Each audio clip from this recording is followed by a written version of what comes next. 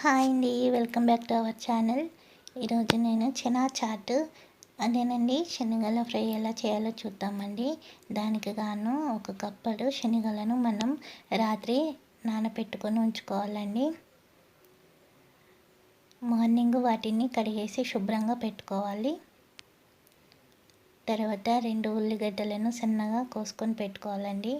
తర్వాత కరివేపాకు 3 రెమ్మలు, 5-6 పచ్చిమిర్చి సన్నగా కోసుకొని పెట్టుకోవాలి. తర్వాత ఒక బాండిని పెట్టుకొని అది కాగాక దాంట్లో ఒక 2-3 టేబుల్ స్పూన్ ఆయిల్ వేసుకోవాలి. తర్వాత ఆవాలు 1/4 టేబుల్ స్పూన్, జీలకర్ర 1/4 టేబుల్ స్పూన్,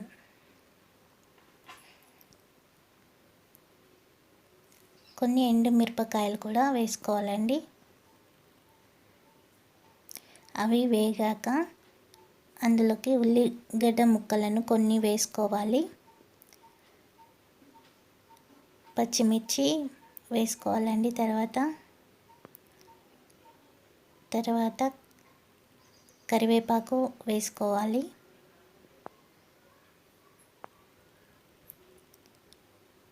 ఇదంతా బాగా ఫ్రై చేయాలండి. అందులో కొన్ని ఉల్లిగడ్డలు పక్కకు తీసుకొని పెట్టుకోవాలి గార్నిషింగ్కి. తర్వాత దీన్ని మంచిగా వేపుకోవాలండి. వేగాక ఇందులో 1/4 టేబుల్ స్పూన్ పసుపు వేసుకోవాలి. వేసి కలబెట్టుకోవాలండి. తర్వాత మనం శనగలను నానబెట్టుకొని కడుక్కున్న శనగలను వేసుకొని కలుపుకోవాలండి. దీన్ని ఒక 15 to 20 మినిట్స్ మనం మూత పెట్టుకొని మగ్గించుకోవాలి.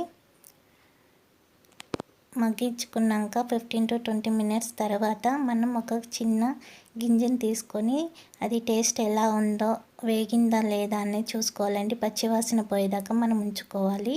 వేగలేదు అనుకుంటే ఒక 5 మినిట్స్ మనం అలాగే ఉంచేసుకోవాలి మూత పెట్టుకొని. ఇది ముందుగానే వేయించుకోవాలండి. తర్వాత కారము, ఉప్పు, మసాలా వేసాక మనం వేయించలేము, ఎందుకంటే ఘాటు వాసన వస్తుంది. సో అందుకని వీటిని ముందుగానే ఫ్రై చేసుకుందాము. పచ్చివాసన పోయేంత వరకు మనం వీటిని వేపుకోవాలి. సో నాకు వేగాయండి చక్కగా. తర్వాత అందులో కారం 1 టేబుల్ స్పూన్ వేసుకోవాలి. తర్వాత 1/2 టేబుల్ స్పూన్ ఉప్పు, ఒక 1/4 టేబుల్ స్పూన్ మసాలా, గరం మసాలా అండి వేసుకొని దాన్ని ఒక 5 మినిట్స్ మనం మూత పెట్టి మగ్గించుకోవాలి. ఒక 5 మినిట్స్ తర్వాత అండి మొత్తం కలియపెట్టి స్టవ్ ఆఫ్ చేసుకొని సర్వ్ చేసుకోవడమే. తర్వాత ఇందులో పక్కకు తీసి పెట్టుకున్న ఉల్లిగడ్డ ముక్కలను వేసుకోవాలండి. గార్నిష్ ఇంకా వేసుకుందాం అనుకున్నాం కదా, సో వాటిని లాస్ట్లో వేసేసుకోవాలి.